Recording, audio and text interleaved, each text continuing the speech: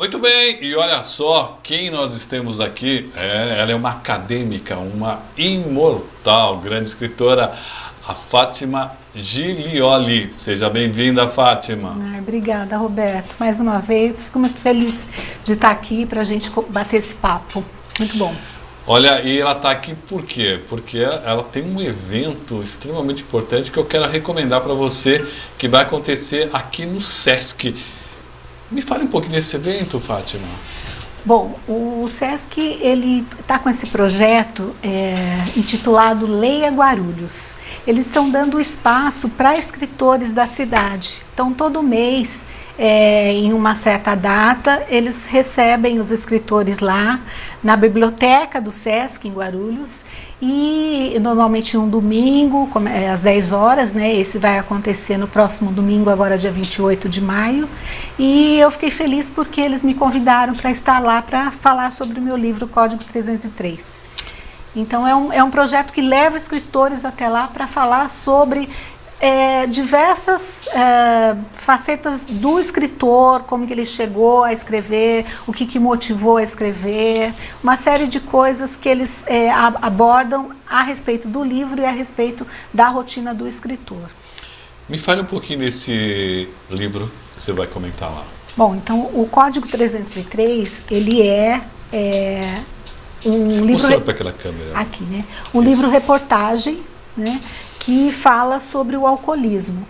Ele é um livro que tem 7 depoimentos de pessoas com envolvimento com álcool, tanto pessoas dependentes quanto familiares, e entre esses depoimentos eu pesquisei e falo sobre a doença, como ela o que ela causa no organismo das pessoas. O vício é uma doença? Sim, com certeza, é uma doença. Muitas pessoas não a encaram como tal. É muito comum as pessoas associarem o ato de beber em excesso ao caráter da pessoa. Sim. Né? Muita gente fraqueza de caráter. Fraqueza de caráter. Ou a pessoa, às vezes, ela é ofendida mesmo. Eu já ouvi muitas vezes falar assim, olha, eu bebo e não faço essas coisas que essa pessoa faz. Esse cara é um safado, um sem vergonha, entendeu? Então, assim, as pessoas, infelizmente, elas não entendem que o alcoolismo é uma doença. O organismo fica dependente realmente do álcool e é muito difícil para a pessoa entender que ela está doente e procurar ajuda. Então, isso é um trabalho acadêmico? Sim. Você fazia qual curso? Eu me formei em jornalismo, então, na época, o meu trabalho de conclusão de curso foi o livro-reportagem. E desde o início eu já escolhi esse tema e... Por que você escolheu esse tema? Então, a escolha do tema, ela foi proposital, porque eu queria saber mais sobre a doença. Porque eu tinha o problema da dependência na minha casa, com meu pai. Então, assim, é muito difícil para as pessoas que estão no entorno de uma pessoa que é dependente. As consequências para as pessoas em volta, para a família, é uma coisa muito difícil, muito dolorosa. E eu sentia isso na minha vida. E quando eu tive a oportunidade de escolher um tema, o tema alcoolismo, eu escolhi para poder conhecer mais sobre aquilo. E eu queria escrever o livro e entregar para o meu pai. E eu fiz isso. Depois que eu publiquei, antes de publicar, na verdade, oficialmente, né, porque eu acabei só publicando agora em 2018, mas antes, quando eu me formei, eu montei os livros artesanais e entreguei um exemplar para o meu pai.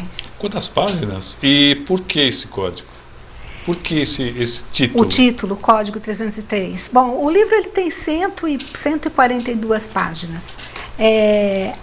O Código 303 era um código que denominava a doença. As pessoas que tinham problema com o beber em excesso e tinham que se afastar, por exemplo, do trabalho por causa disso, antigamente se dava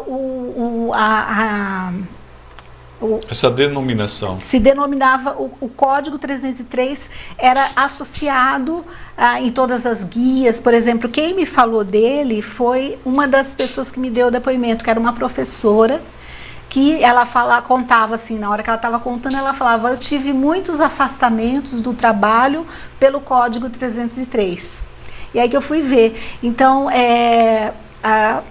mundialmente, hoje, a doença ela tem um outro código. O código agora é F10, mas na época dessa professora que ela contou, ela falava muito do Código 303 nas entrevistas que eu fiz com ela.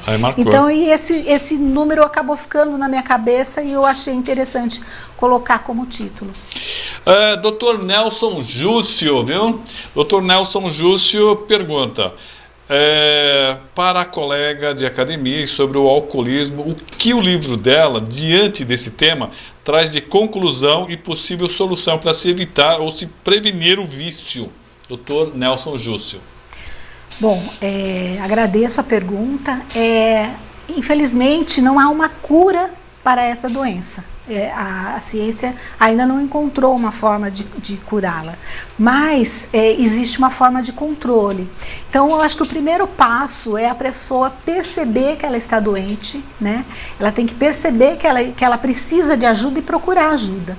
Então, existem vários meios. A ciência, há formas de controlar o consumo excessivo, né, de diminuir esse consumo através de acompanhamento com médicos, psiquiatras, psicólogos, remédios também.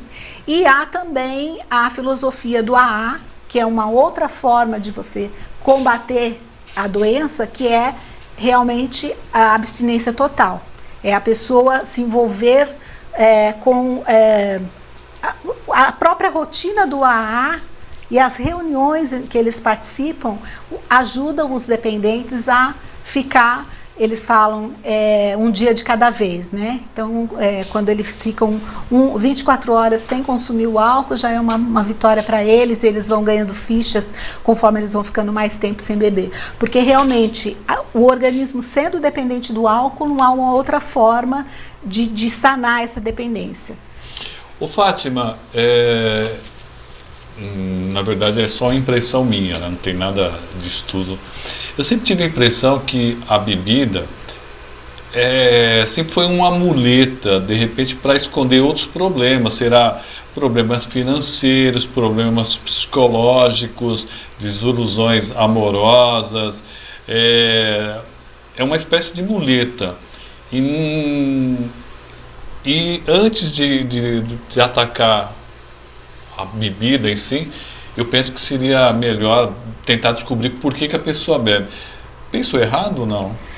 Então, é uma forma de você encarar, mas assim, o que acontece? Muitas pessoas, existe uma diferença entre a doença, o alcoolismo, a dependência do álcool realmente e o beber em excesso. Deixa eu te explicar até meu pensamento. Eu parei de fumar porque eu tomei um remédio que por acaso tinha um remédio ansiolítico no meio. Eu fumava porque eu era ansioso, tanto que o remédio acabou com a minha ansiedade e eu não senti nenhum tipo de abstinência, né, durante muito tempo. Por isso que eu acho que, de repente, essa bebida está camuflando alguma coisa. Não, com certeza. O que acontece? O que os médicos dizem, os cientistas que estudam essa doença, eles dizem que existem vários fatores. Uhum. Esses fatores, eles vão desde ao meio em que a pessoa cresce, ela está inserida, a cultura, até problemas psicológicos e também de hereditariedade, por exemplo. Então, existem inúmeros fatores, né? Por exemplo, a depressão, ela pode levar ao alcoolismo, mas o alcoolismo também pode levar à depressão. Então, é bem complexo. Existem pessoas que não têm problemas psicológicos e passam a ter depois que elas ficam dependentes do álcool. E existem alguns problemas psicológicos que levam a pessoa a consumir o álcool ou consumir outras drogas e ficar dependente delas. Então, não é simples essa resposta. Quem está nos acompanhando é o Dr. Nelson, né, que acabou de fazer a pergunta, a Giovana Rita de Cássia também dando uma noite, o Wagner Gomes e o Ale Gomes. Repetindo, que dia que vai ser a sua apresentação no Sesc Guarulhos? É no dia 28 de maio, nesse domingo agora. Agora, nesse domingo, às 10 pessoal. horas, a partir das 10 horas. E é um bate-papo muito interessante, porque a Elis, que conduz as entrevistas, eu já estive em uma das entrevistas dela, e ela lê o livro, faz muitas perguntas e interage com a plateia também. As pessoas que estão lá podem fazer perguntas sobre o tema também. Então, isso que eu acho legal. Precisa pegar convite para ir? Precisa ser sócio do Sesc? Não, como é que é? Também não. O Sesc ele tem várias atividades que são abertas ao público, né? Então essa é uma delas. A biblioteca do Sesc também é aberta ao público. Qualquer pessoa, mesmo que não seja sócia do Sesc, pode fazer uma carteirinha e visitar a biblioteca, retirar livros e tal. Repetindo então, vai ser nesse domingo. Domingo, 28 de maio, a partir das 10 horas. O endereço fica ali perto do Parque Secap. Não me lembro do local. Ele está na minha arte. Deixa eu dar uma olhadinha. Eu vou procurar a arte aqui também. Fátima, pessoal, nesse domingo, qual é o endereço? Já cheguei aqui no endereço, muito fácil. Chegou primeiro que eu. Rua Guilherme Lino dos Santos. Rua Guilherme Lino dos Santos, 1200, Jardim Flor do Campo, ali pertinho do Parque Secap, viu? Sim, vai lá, nesse domingo, dia 28 de maio, às 10 horas, das 10 às 11h30. Esperamos você lá, que eu acho que eu também vou estar lá, viu? Obrigado, Fátima. Que ótimo, eu que agradeço a oportunidade de chamar as pessoas. Espero que todos estejam lá. Quem quiser comprar seu livro, como é que faz? Então, lá também as pessoas vão ter contato com o livro. Tem um livro disponível na biblioteca também para quem quiser tirar. E também nas minhas redes sociais é muito fácil entrar em contato comigo e também algumas Amazon, vários sites também que vendem livros vai encontrar também. E-book também. Olha, quem está nos acompanhando, por acaso, é o doutor cardiologista que me fez parar de fumar. Dr. José Mário responde: o remédio te ajudou a parar de fumar. O maior responsável por parar foi você, que aceitou a necessidade de parar. Olha, Dr. José Mário, eu vou te falar um negócio, né? Eu sempre conto essa história e sempre falo que foi o senhor mesmo que me deu esse remédio. Mas eu não acreditava que o remédio pudesse me fazer eu parar de fumar, né? E esse remédio foi maravilhoso. Eu costumo dizer que foi um milagre. Eu já falei isso para o senhor, que eu não tive a menor abstinência, né, nos primeiros 4, 5 anos. Né? Depois que eu comecei a sonhar somente com cigarro. Mas o Dr. José Mário, grande cardiologista, né, se aposentou agora, não pode me atender. Ele me atendia, viu? Não me atende agora. Agora ele apenas cuida do coração da Luciene Lima. Olha que coisa, hein? Obrigado, Fátima. Obrigada a você, Roberto.